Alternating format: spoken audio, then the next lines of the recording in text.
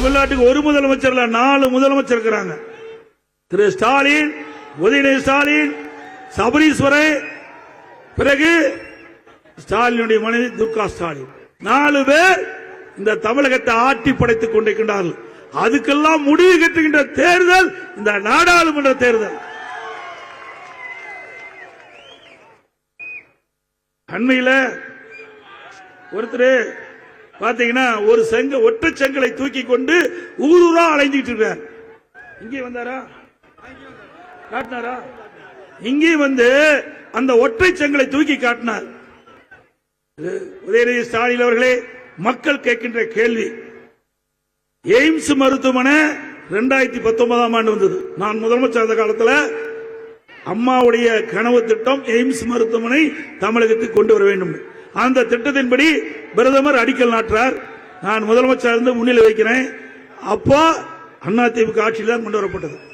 அப்ப நாடாளுமன்ற தேர்தல் நடக்குது 2019. அந்த நாடாளுமன்ற தேர்தலில் 38 பேர் திமுக கூட்டணி கட்சி சேர்ந்த போட்டியிட்டு வெற்றி பெறாங்க.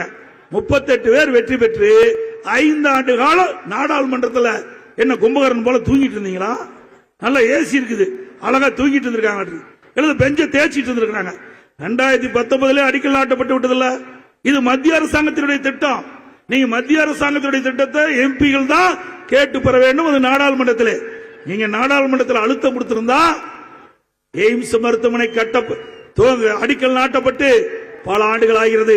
ஏன் அதற்கு நிதி ஒதுக்கவில்லை என்று நாடாளுமன்றத்தை ஒத்துழைக்கின்ற அளவுக்கு 38 நாடாளுமன்ற அழுத்தம் கொடுக்கப்பட்டிருந்தால் எய்ம்ஸ் மருத்துவமனைக்கு தேவையான நிதி மத்திய அரசு கிடைத்திருக்கும், திட்டம் நிறைவேறிக்கும், பயன்பாட்டுக்கு வந்திருக்கும்.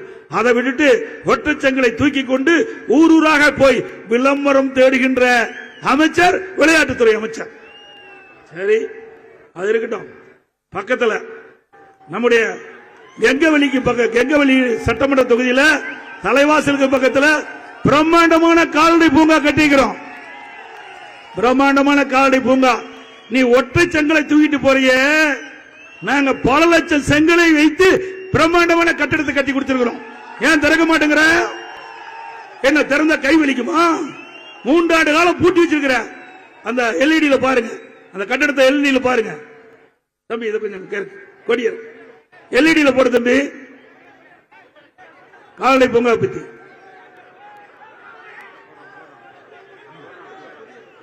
தம்பி, அது கொடியர் கொடி கீழே இருக்கு.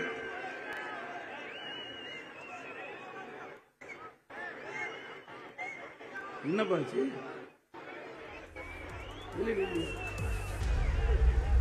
தம்பி, எல்இடியில போடப்பா.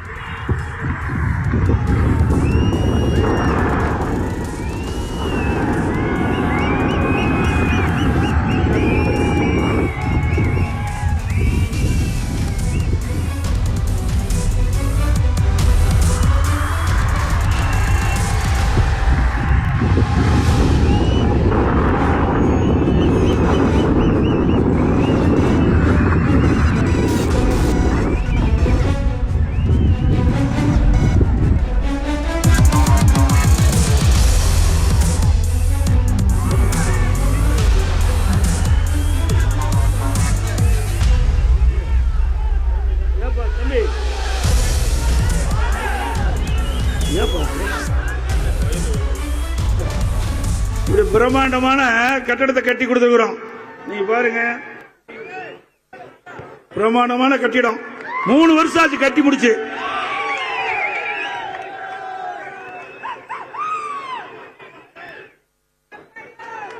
$1200 கோடியில கட்டி கொடுத்திருக்கோம். 1200 கோடி. ஆசியாவிலேயே மிகப்பெரிய கால்நடை பூங்கா.